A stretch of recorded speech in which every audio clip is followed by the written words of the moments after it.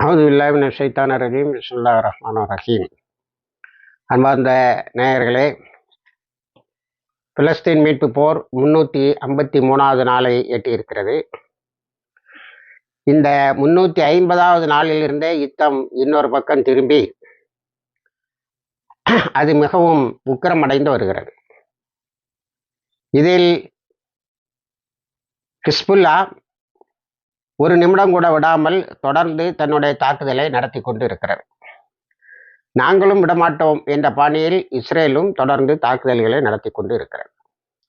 ஆனால் 2 தாக்குதலுக்கும் என்ன வித்தியாசம் என்று சொன்னால், ஹிஸ்புல்லா பொதுமக்களை எக்காரணத்தை கொண்டும் கை வைக்கவில்லை. 1-2 பேர் யதார்த்தமாக காயம்பட்டதை தவிர குறிவைத்து தாக்கப்பட்டு கொலை செய்யப்பட்டவர்கள் அல்ல. ஆனால் வழக்கம் போல இஸ்ரேல் தன்னுடைய பாயிண்டுகளை ஸ்கோர் பண்ணுவதற்கு அப்பாவிகள் மீது குண்டுகளை போட்டு அளிக்கிறது. இதுவரைக்கும் 492 பேர் ஷஹீதாகி இருக்கிறார்கள். லெபனானில் 1645 பேர் காயம்பட்டு இருக்கிறார்கள். ஹிஸ்புல்லாவை பொறுத்த வரைக்கும் இது ஒரு பெரிய இந்த மரணங்களை அது பெரிதாக எடுத்துக்கொள்வதில்லை. ஏனென்று சொன்னால் 2001 முதலே அந்த மக்களை இதற்கு தயாராக்கி வருகிறது.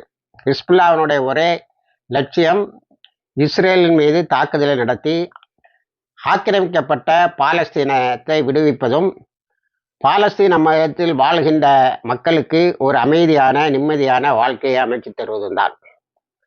இதில் 2006லேயே அது 1100 சிவிலியன்களை பொதுமக்களை இழந்திருக்கிறது. அப்பொழுதுதான் ஒரு அறுதியான தோல்வியை இஸ்ரேலுக்கு கொடுத்தது. ஆனால் அந்த நேரத்தில் இஸ்ரேலிலும் போதுமான அளவுக்கு இராணுவமும் மக்களும் அளிக்கப்பட்டு இருந்தார்கள். ஆனால் அந்த நேரத்தில் இஸ்ரேல் இராணுவத்தினுடைய கடைசி படையை கூட கடைசி இராணுவத்தினரை கூட அழித்து விட்டதால் பின்னங்கால் பிரடியில் பட ஓடினார்கள். இப்பொழுது ஹிஸ்புல்லானுடைய தாக்குதல் எல்லாமே மிலிட்ரி ஹெட் குவார்ட்டர்ஸ், ஆனால் இஸ்ரேலில் இருக்கக்கூடிய பல நகரங்களுக்கும் போயிருக்கிறது. குறிப்பாக நார்தர்ன் ஆர்மி ஹெட் குவார்ட்டர்ஸ் என்று சொல்லக்கூடிய ஐன் ஜெய்திம் என்ற இடத்தை நேற்று தாக்கி அழித்திருக்கிறார்கள். இஸ்ரேல் அதிர்ந்து போயிருக்கிறது. அதே போல முதலாக லாங் டேர்ம் மிசில்களை அனுப்பி சஃப்ரா அமீர் என்ற இடத்தில் இருந்த ஒரு மிலிட்டரி பேஸை அழித்திருக்கிறார், மிலிட்டரி தளத்தை அழித்திருக்கிறார்கள். இதுவரைக்கும் இவ்வளவு தூரத்துக்கு லெபனான் உள்ளே இறங்கி தாக்கியது இல்லை. அது முதலாக லாங் ரேஞ்ச் மிசில்ஸ் என்று சொல்லக்கூடிய நீண்ட தூரம் போய் தாக்கக்கூடிய ஏவுகணைகளை பயன்படுத்தி இருக்கிறது. அதில் இந்த சஃப் அமீர் என்பது மிக முக்கியமான இடத்தை பிடிக்கிறது. அதே போல நேற்று டெல்லவீவுக்கும் அல்குட்ஸுக்கும் பக்கத்தில் உள்ள பல இராணுவ உபகரணங்களையும் இராணுவ ஆயுதங்களையும் தயாரிக்கக்கூடிய கம்பெனிகளை அடித்திருக்கிறார்கள். இதில் மிகவும் பெரிதாக பேசப்படுவது, நாம் ஏற்கனவே 3 நாட்களுக்கு முன்னால் சொன்னபடி ரமத் டேவிட் ஏர்பேஸ் அதை தாக்கியதுதான். இப்பொழுதும் மீண்டும் தாக்கியிருக்கிறார்கள். அதில் இருந்த ரஃபேல் கம்பெனியினுடைய துணை கம்பெனி ஒன்று சோஃபலான் என்ற இடத்தில் இருந்திருக்கிறது. அதுவும் ஹைஃபா தான். அதையும் தாக்கியிருக்கிறார்கள். இதில் என்னவென்று சொன்னால், இந்த இடத்தில் இந்த ஹைஃபாவும் சோஃபலாங்கிற இடத்திலும் 45,000 வந்தேரிகள் குடியேறி இருக்கிறார்கள். நினைத்திருந்தால் ஒரு 1,00,000 பிணத்தை அல்லது ஒரு 10,000 பிணத்தையாவது குவித்திருக்க முடியும், அந்த செட்டில்மெண்ட்டுகளை அடித்திருந்தால். ஆனால் ஹிஸ்புல்லா முதலில் சைரனை அனுப்பியது. சைரன் சத்தம் கேட்டுவிட்டு அவர்கள் பதுங்குமிடங்களுக்கு போய்விட்டார்கள். அதன் பிறகு அங்கிருந்த இராணுவ தளவாடத்தை அடித்திருக்கிறது. எல்லா இராணுவ நோக்கர்களும் எல்லா பக்கத்தில் இருக்கக்கூடிய ஊடகங்களும் 45,000 மக்களை காப்பாற்றி விட்டுத்தான் ஹிஸ்புல்லா ஹைஃபானுடைய இன்னொரு தளத்தை தாக்கி இருக்கிறது. அதனுடைய லட்சியம் ஹைஃபா தான். அதே போல தப்ரியாஸ் என்ற இடம், அங்கேயும் மக்கள் நிறைய வாழ்கிறார்கள். இது சியோனிஸ்டுகள். அங்கேயும் ஒரு சைரன் சத்தம், அதன் பிறகு அங்கிருந்த ஆர்ம்ஸ் ஃபேக்டரி, அதை தாக்கி இருக்கிறார்கள். ஆனால் ஹைஃபாவும் அதற்கு பக்கத்தில் உள்ள இடமும் முற்றாக அழிக்கப்பட்டு இருக்கிறது. மக்கள் எல்லாம் ஏறத்தாழ ஒரு 2 லட்சம் பேர் பதுங்கு இடங்களுக்கு போயிருக்கிறார்கள். அதில் ஒருவர் நேரடியாக ஒரு யூதர் நேரடியாக ஹைஃபா பக்கத்தில் இருந்து பேட்டி கொடுக்கும்போது ஒரு பத்திரிகைக்கு சொல்லுகிறார், நாங்கள் 45,000 பேர் உடனடியாக ஒரு பதுங்கு இடத்துக்கு போனோம். ஆனால் இப்பொழுது ஷெல்டர்களை பூட்டி போட்டு இருக்கிறார்கள். அதற்கு மேல் அங்கு அனுமதி இல்லை என்று. ஆனால் எங்களை தாக்குதல்ல நோக்கம். ஆகவே நாங்கள் அந்த மிலிட்டரி சைட்டுன்னு சொல்லக்கூடிய மிலிட்டரி ஃபேக்டரி, அதாவது இராணுவ ஆலைகளுக்கு வெகு தூரத்தில் போய் இருந்து விட்டாலே பாதுகாக்கப்பட்டு விடுகிறோம். அதுலேயும் குறிப்பாக சைரன் எங்களை அலர்ட் பண்ணுகிறது என்று சொல்லுகிறார்கள். அடுத்தது கிரத் டபோலா என்ற இடத்தில் ஒரு செட்டில்மெண்ட்டு, அங்கேயும் அதற்கு உள்ளாலேயும் இராணுவ ஃபேக்டரி இருக்கிறது. அதையும் தாக்கி இருக்கிறார்கள். ஆனால் அந்த செட்டில்மெண்ட்டில் உள்ளவர்களெல்லாம் ஏற்கனவே ஓடிவிட்டார்கள். இப்போ இஸ்ரேல் பெய்ரூத்தில் குறிப்பாக வெஸ்டர்ன் பெய்ரூத்தில் பெக்காங்கிற இடத்துல குண்டுகளை போட்டு மக்களை கொலை செய்வதற்கு சொல்லக்கூடிய காரணம், அவர்களுடைய வீடுகளில் தான் ஹிஸ்புல்லாவுடைய ராக்கெட் இருக்கின்ற முட்டா பயல அவங்களுக்கு பெய்ரூத்துக்கு கீழே மிகப்பெரிய சுரங்கப்பாதை இருக்குது, அதில் தான் வச்சுருக்காங்க. நீ இதுவரைக்கும் ஏன்னா நீ செல்ஃபோனில் இதை அனுப்பின, பேஜரில் இதை அனுப்பின, இது வரைக்கும் அவங்க இராணுவ தளங்கள் எதையும் உன்னால் தாக்க முடியவில்லை. அவங்க எந்த இதையும் இழக்கவில்லை. அதனால தான் 300 ராக்கெட் ஒரு நாளைக்கு அடிக்கிறாங்க, மூச்சு விடாமல் அடிக்கிறாங்க, காலையிலிருந்து சாயங்காலம் வரைக்கும். அதே காரணத்தை சொல்லி இந்த செட்டில்மெண்ட்டுகளை தாக்கி இருக்கலாம். ஹைஃபாவை சுற்றி இருக்கக்கூடிய, வெஸ்ட் பேங்கில் சுற்றி இருக்கக்கூடிய, மேற்கு கரையில் இருக்கக்கூடிய வந்தேரிகளின் குடியிருப்புக்கு இடையில் நீ ஃபேக்டரி வச்சிருக்க, இராணுவ தளவாடங்களை உற்பத்தி செய்யக்கூடிய ஆலைகளை வைத்திருக்கிறாய். அதை தாக்குவது போல செட்டில்மெண்ட்டை தாக்கி இஸ்ரேலுடைய ரோடுகளில் பிணங்களை குவித்து விட்டு, எப்போ வெஸ்ட் பேங்கை தாக்கிட்டாங்கன்னு முதல்ல செய்தி பார்த்தனோ, வெஸ்ட் பேங்க் செட்டில்மெண்ட்னு பார்த்தனோ, லட்சக்கணக்கான பிணங்கள் ரோட்டில் கிடங்கு. ஏன்னா 7,80,000 பேர் வந்தேரிகள் இன்டர்நேஷ்னல் லா சட்டங்களுக்கு எதிராகவும், தார்மீகமாக ஐக்கிய நாடுகள் சபை போட்ட பல தீர்மானங்களுக்கு எதிராகவும் அமெரிக்காவினுடைய பணத்தால் குடியேறி இருக்கிறார்கள். இவர்களை அடிப்பது ஒன்றும் தவறில்லை என்பது ஒரு காலத்தில் மார்க்க அறிஞர்கள் கொடுத்த பத்துவா. ஆனால் ஏனோ ஹசன் நஸ்ருல்லா அப்படி அதை கருதவில்லை. அவர்களை பொதுமக்கள் என்று தான் கருதுகிறார். அதனால தான் இன்னும் விட்டு வச்சிருக்காரு. எப்போ அந்த மேற்கரையை தாக்கி விட்டார்கள் என்கிறத உடனே பல நண்பர்களும் ஃபோன் பண்ணும்போது நான் அவர்களிடத்தில் சொன்னேன், லட்சக்கணக்கான பணம் ரோட்டில் கிடக்க போகுதுன்னு. ஆனால் சைரன் கொடுத்து அவர்களை வெளியே தள்ளி விட்டு தான் தாக்கி இருக்கிறார்கள். அடுத்தால ஷெல்டர்ஸ் எல்லாம் இப்போ ஃபுல்லு, அதாவது பதுங்குமிடங்கள் எல்லாம் ஃபுல்லாக போச்சு, ரோட்டில் தான் நிற்கிறான். அதனால் இவங்க ஹிஸ்புல்லா ஃபேக்டரிகளை தாக்கும்போது, ஆலைகளை தாக்கும்போது 1-2 பேருக்கு அடிபட்டுனா உண்டே தவிர மற்றபடி பொதுமக்களே அவர்கள் குறிவைப்பதல்ல. இந்த பிணம் தின்னும் கழுகுகளுக்குத்தான் எத்தனை பேரை கொலை செய்தோம் என்பதும், உடனே மீடியாக்களுக்கு அந்த தகவலை கொடுத்து இத்தனை பேரை கொண்டு விட்டார்கள் ஒரு சைக்காலஜிக்கல்.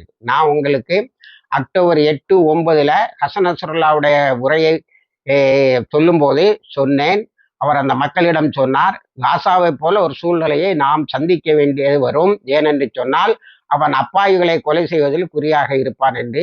இதை கேட்ட மக்கள் அல்லாஹ் அக்பர் என்று சொன்னார்கள். இப்பொழுதும் அவர்கள் ஹிஸ்புல்லாவோடு உறுதியாக நிற்கிறார்கள். இது போன்ற இழப்புகளை இவர்கள் ஏற்படுத்துவார்கள் என்பது அவர்களுக்கு தெரிந்துதான் அவர்கள் இந்த யுத்தத்தில் இறங்கினார்கள். சும்மா கூட இருந்திருக்கலாம், காசால உள்ள எப்படின்னு செத்துட்டு போறான், ஹமாஸு அவங்க சன்னி முஸ்லீம்கள் எல்லாம் கூட இருந்திருக்கலாம். ஆனால் இன்னைக்கு அந்த யுத்தத்தை வேறு திசைக்கு மாற்றி டெல் அவீவ்ல கூட ஒருத நிம்மதியா இல்லைங்கிற ஒரு சூழ்நிலையை ஏற்படுத்தி இருக்கிறார்கள்.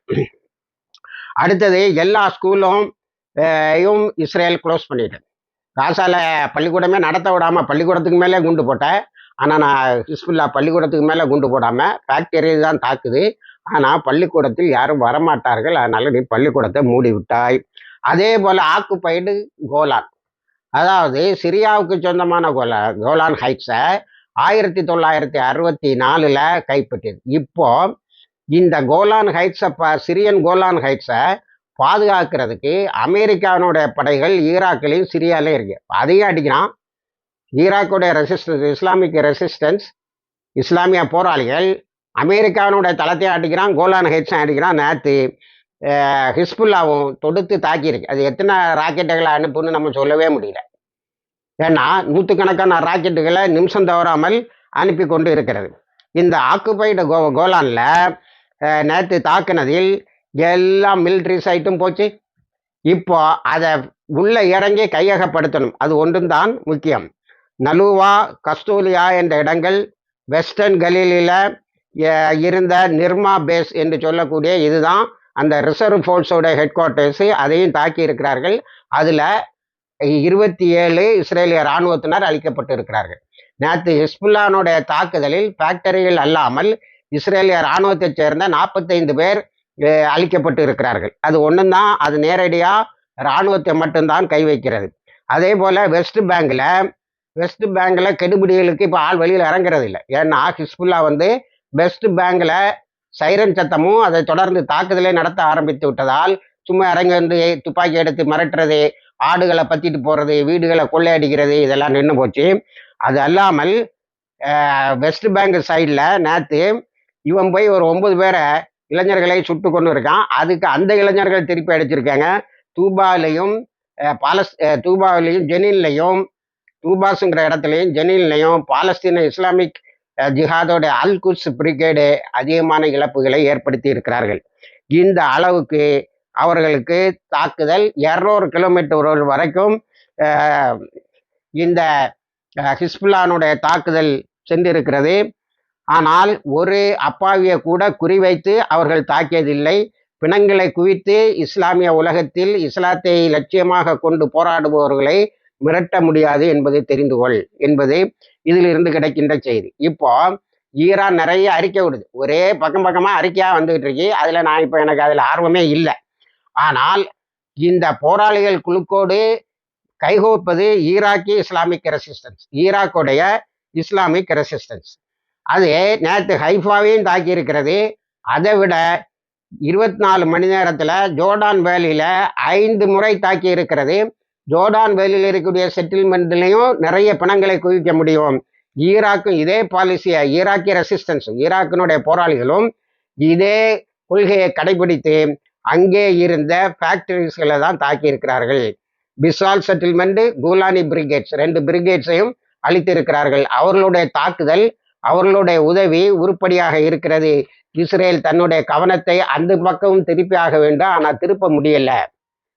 டிஃபென்ஸ்லெஸ், அதாவது ஜோர்டான் வேலியில் இருக்கக்கூடிய மக்களுக்கு பாதுகாப்பு கொடுப்பதற்கு இஸ்ரேலிய இராணுவம் இல்லை. ஈராக் இஸ்லாமிக் ரெசிஸ்டன்ட் எளிதாக அங்கே கொஞ்சம் பிணங்களை குவிக்க முடியும், ஆனால் அவர்கள் அதை செய்யவில்லை.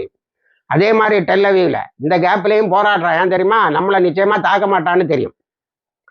ஆக அந்த கோலானி கைட்ஸ், அதே மாதிரி இந்த ஆக்குபைடு சிரியன் கோலான் ஹைட்ஸில் எல்லா ரோடுகளும் க்ளோஸ்டு.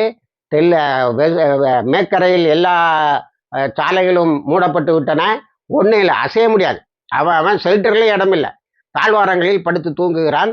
நீங்கள் வீடியோவில் பார்த்துருப்பீங்க, நிறைய ஹைஃபாவுடைய படங்களை நிறைய காட்டுறாங்க. ரஃபேல் ஃபேக்ட்ரிக்கு பக்கத்தில் உள்ள இடங்களை நிறைய காட்டுறாங்க. ஒரு காசாவை அங்கே பார்க்க முடிகிறது. ஹிஸ்புல்லா ஏற்படுத்திய ஒரு காசாவை அங்கே பார்க்க முடியுது. அதே போல் பெய்ரூத்திலும் சில காட்சிகளை நீங்கள் பார்க்க முடியும். ஆனால் இந்த யுத்தத்தில் அவர்கள் இந்த ஷஹீதுகளை பற்றி கவலைப்படுவதில்லை.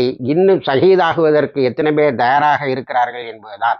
அடுத்தால சில இராணுவ நோக்கர்கள் சொல்கிறாங்க, இஸ்ரேல் பாயிண்ட் ஸ்கோரிங்கை தான் பார்க்குறத தவிர அங்கிருந்து ஹமாஸோட ஏற்பட்ட தோல்வியை கொண்டு இங்கே மறைக்கிறதுக்கு பார்க்குறதே தவிர ஒரு இடமும் உருப்படியாக எதையும் செய்ததில்லைன்னு. நேற்று காசாவில் எஹ்யா சின்வருக்கு மேலே ஒரு பெரிய கோபம். முதல்ல ஒரு பொய்யை கட்டவிழ்த்து விட்டான். நாங்கள் குண்டு போட்டு ஒரு 40 பேரை அழித்தோம், அதில் எஹ்யா சின்வரே இருக்கிறாரான்னு பார்க்கணும்னு ஒரு பொய்யை கட்டவிழ்த்து விட்டார்கள். அப்புறம் எஹ்யா சின்வர் அப்போ ஒரு அறிக்கை விட்டுருக்காரு, ஹிஸ்புல்லாவுக்கு உறுதி சொல்லி.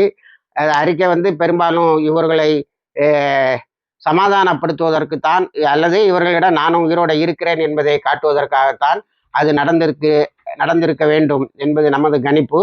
அடுத்தது அல் சவுகா ஏரியாவில் 4-5 புல்டோசரை கைப்பற்றி இருக்கிறார்கள். இது அவங்களுக்கு கனிமத்து காலம் மாதிரி.